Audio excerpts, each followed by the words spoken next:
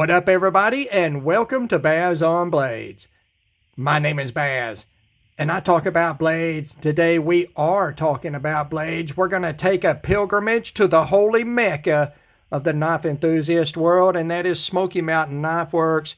We've got their Fall Hunting 2023 print catalog in hand.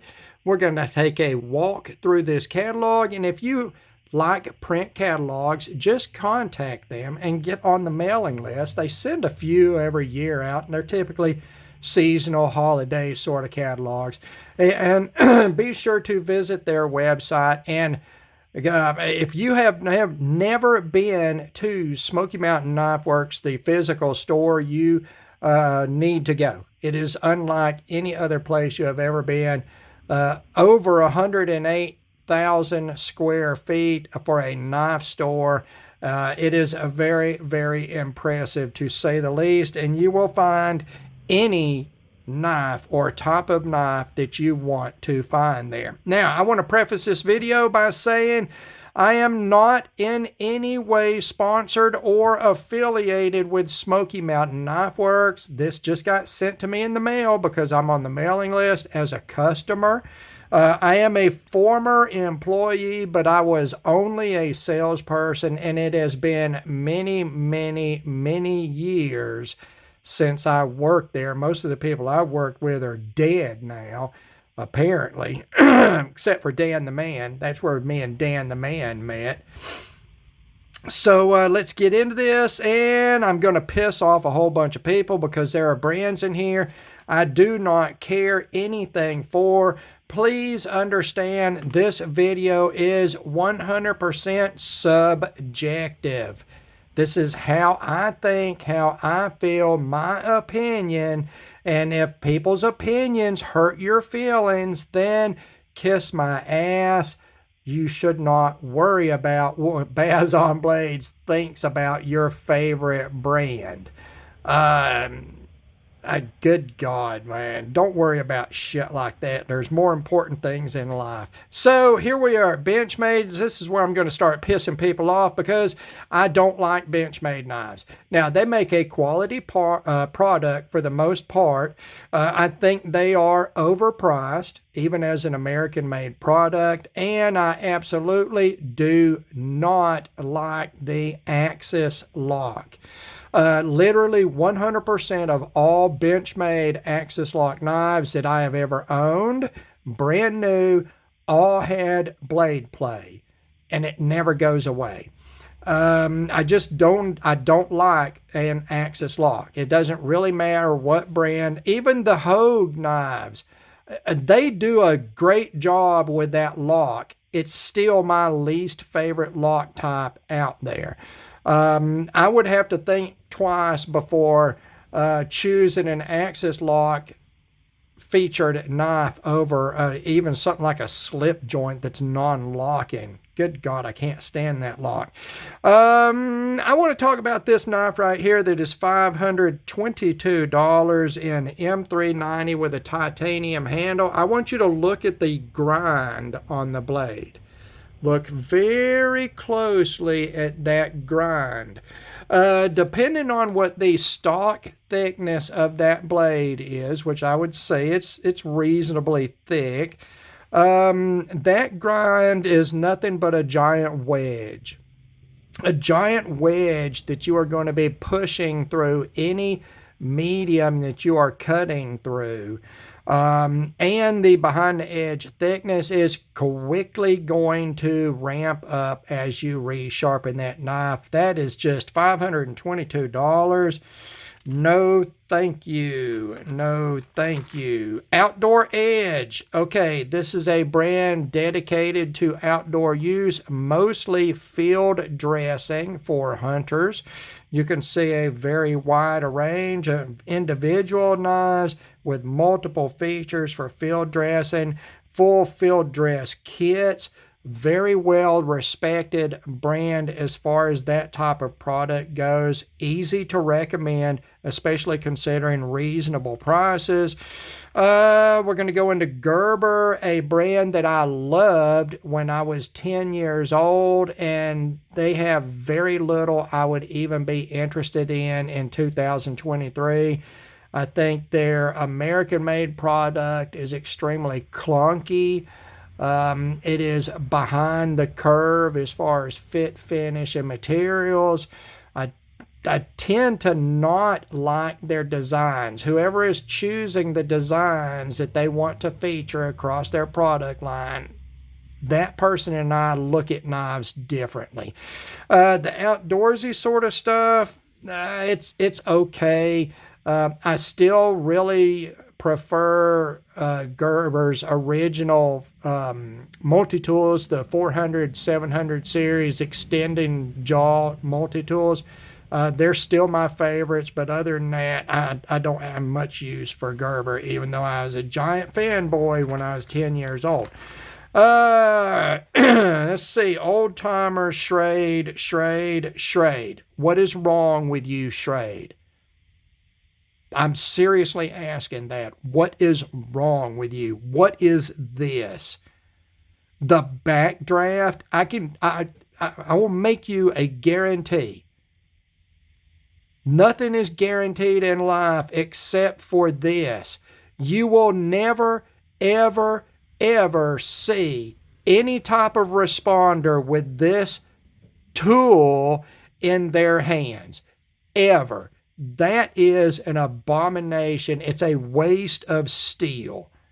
It is a waste of steel. Why? Why even make something like that?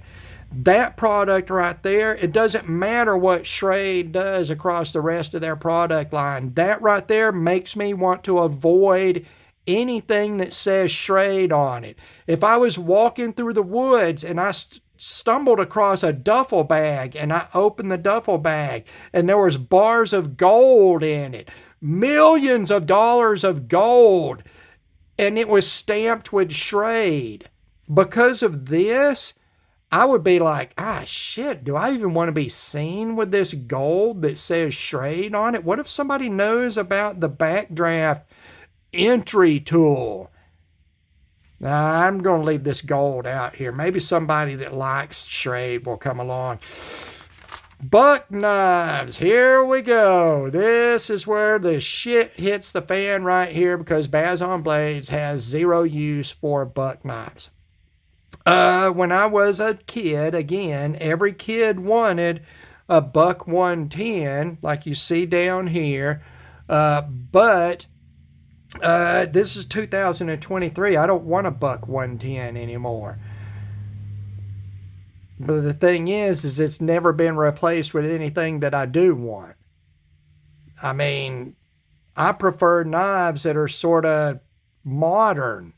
And Buck basically does the same thing they've always done. And their modern knives, again, it's like the Gerber stuff. Whoever picks their designs, whoever is designing these knives or whatever, I just don't like what they're doing. I just don't like it. And it feels clunky compared to the other knives out there on the higher end market. I mean, you look at a $200 high-end buck folder compared to a $200 zero tolerance folder. There's no comparison at all. There's absolutely no comparison between the two. So where are you going to spend your money? Baz on Blades is going to be buying a new zero tolerance and not a buck. So we got Browning. This is all import stuff made under the Browning license. Not interested in brands like that. White River, American-made product, decent steels, good fit and finish. I would put them at the same level as like a Tops knives. It's not as wide a product line, of course. And I want to talk about this Sendero Classic and this giant malformed disfiguring here in this lower guard. that lower guard is so much bigger than it needs to be. I absolutely cannot think of any utilitarian use for this knife that guard is not going to interfere in movement. It is going to get in the way. I love everything else about the design of this knife. In fact, you rework this guard area into a nice nickel bolster area, some more sensible use of this ricasso area right here to get up closer to the blade, or even to extend the cutting edge instead of having that big wasted space there. That would make a fantastic small utilitarian fixed blade, even a steak knife or a small kitchen utilitarian knife with that nice high full flat grind, beautiful drop point, basic drop point blade design, good wide open handle design, nice micarta. It's an attractive knife. It's just this guard is, I'm not sure exactly what they're going for with that, considering they're an outdoorsy brand that you can see much more sensible handle designs across the brand here. It's sort of strange to me. Again, very subjective.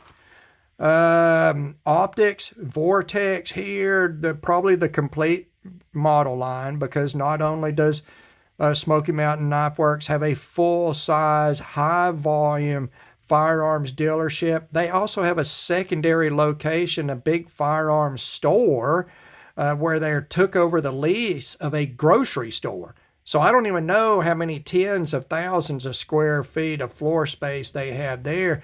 80,000, 100,000 square feet there. So they've got all kinds of firearm crap. There are multiple different master dealers. They've got a huge selection of gun safes over at the gun store in Knoxville. Huge. If you want to spend $10,000 on a gun safe and have a fucking gun safe you could put your whole family in for the weekend, you can go over there and get one. Loopold, 6R, again, chances are they're going to have a huge product line on all these because they've got so many square feet and so many,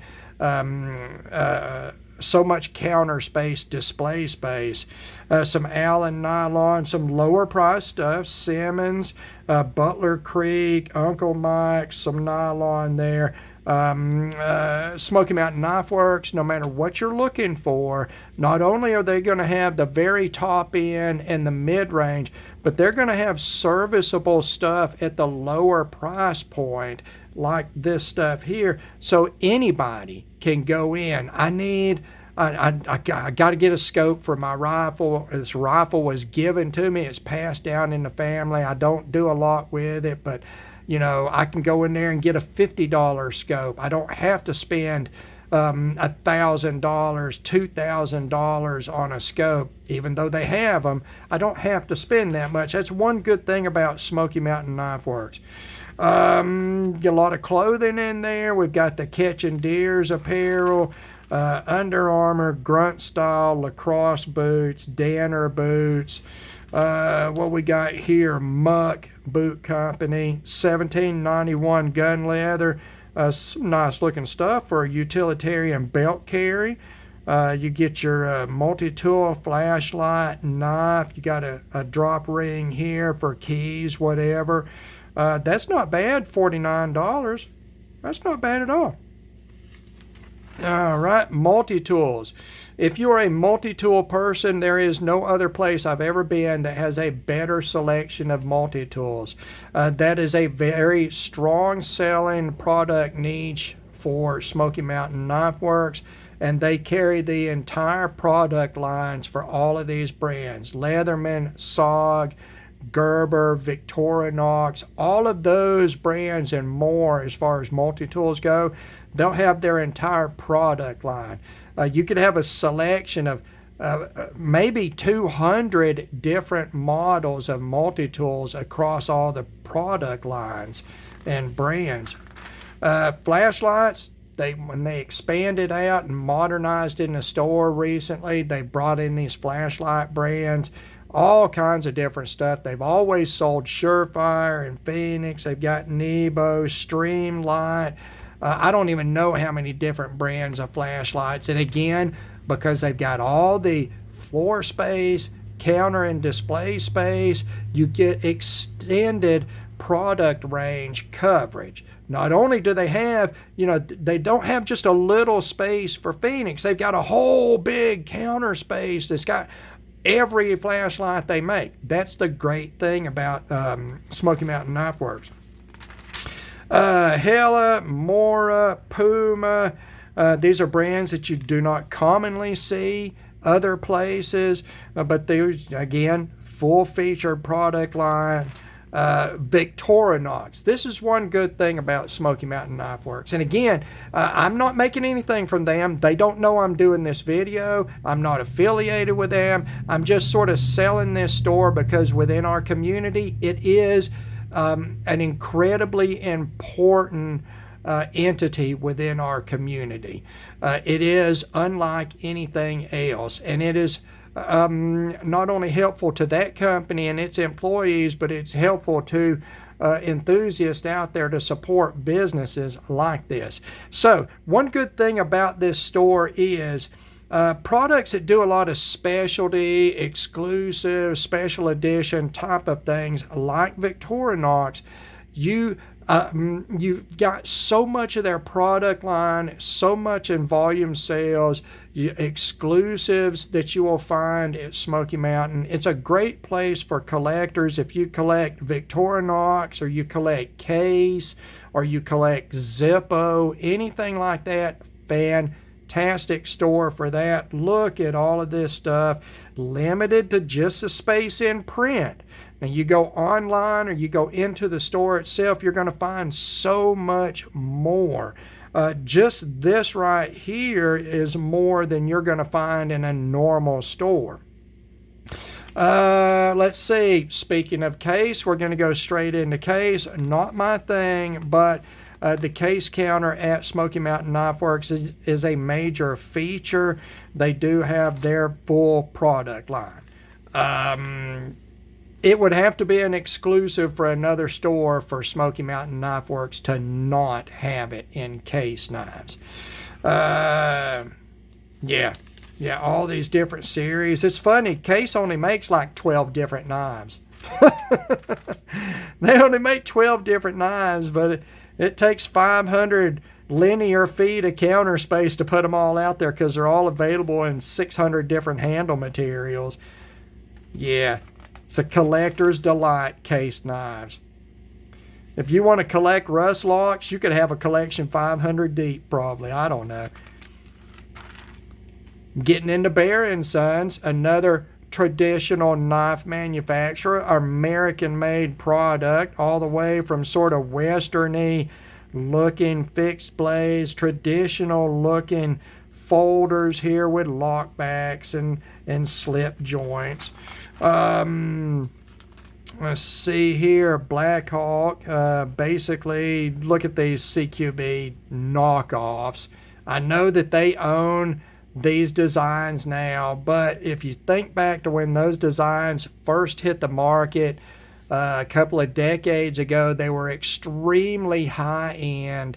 I think for my small CQB, it was like $275 or $300. And then I had the Mark V fixed blade, the big recurve fixed blade that had the sharp angled Killian sort of guards on it. It almost looked like a Klingon weapon. I believe that knife was like $400. It was so thick behind the edge. I guarantee that knife was 40 thousandths behind the edge with the factory edge grind on it and primary grind. Super terrible cutting. Terrible cutting knife. I made money on both those knives. Resale. Made money on both of them.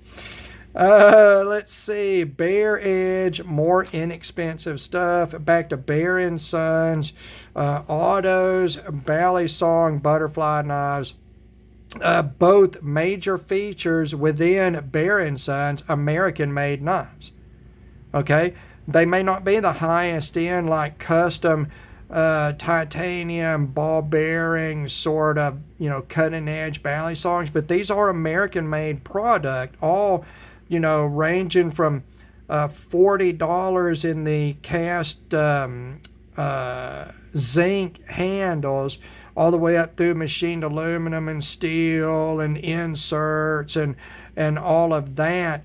Less than $100 in American made, less than $200 in American made autos. That's not too bad. I don't really care for their designs, and I'm not really into butterfly knives or anything, but I mean, those are pretty reasonable price points in an American made product that's an actual quality product. Rough Rider, that's Smoky Mountain Knife Works house brand. They do own that brand. If you want to get a traditional slip joint for yourself at a lower price, you're buying gifts for somebody that likes slip joints and they're not a brand snob or anything like that. Poor man's groomsmen presents. You got a lot of men in your family, cousins and uncles and all of that, and it's Christmas time. These are great for that. Their stainless steel is going to be 440A. There's going to be some D2 mixed in there, some carbon steel on different series.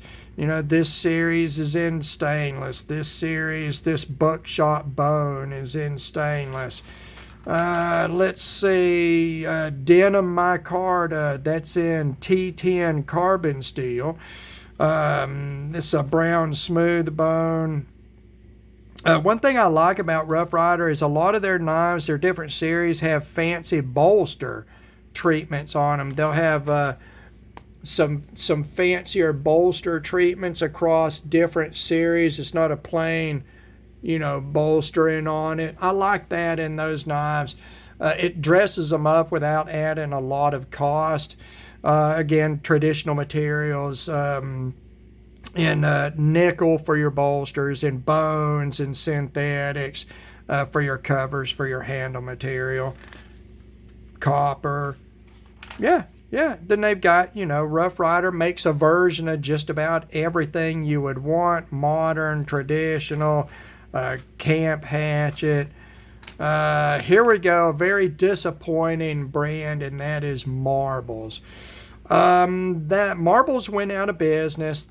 The branding, the copyright or intellectual property, or I don't know about stuff like that, was bought by Smoky Mountain Knife Works.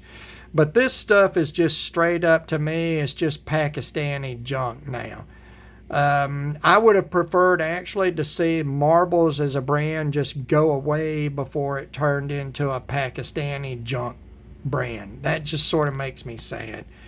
But they will sell more of this stuff than all the premium brands put together, because majority of people do not care at all about knives. They will never spend more than $20 on knives. And out of the over 1 million people a year that go through this store, most of them are tourists. They're just going to buy something, just to have something. They're not going to spend more than $20 on it. I can tell you that is absolutely true. I lived it every day when I worked there. So let's see, more of these cheap brands. We got some Hen and Rooster here and some traditional stuff. That's a good lower priced option. To some more collectible premium sort of price points in traditionals. You're looking at Stag slip joints here in the $79, $89 price range. They're German made. They're going to be in a 440 series stainless. Traditional materials other than that, $84 in a big stainless Stag handle buoy with brass parts on it. Very traditional sort of builds. More cheap stuff here. Some Marbles branded hatchets, which are going to be imports. They're going to be decent. Gransfors stuff here on the high end, mid-range, American-made, and Council tool. Again, they're going to have, huge range of products from all of these brands. Cold steel product, still slogging away as a brand. Always been a great selling brand for Smoky Mountain Knife Works. I always enjoyed working on the cold steel counter because you got to talk to the wackiest people. There are some really mall ninja motherfuckers out there that like cold steel products. And you know what? That's okay, because Cold Steel as a company has one of the coolest product lines out there.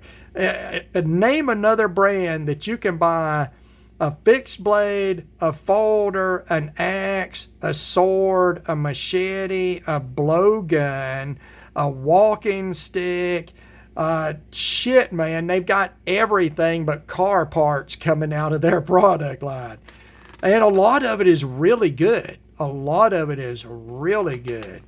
Columbia River. I was super huge on this brand when I was young. I very much appreciated a brand that brought custom designs to an accessibly priced lower end market range.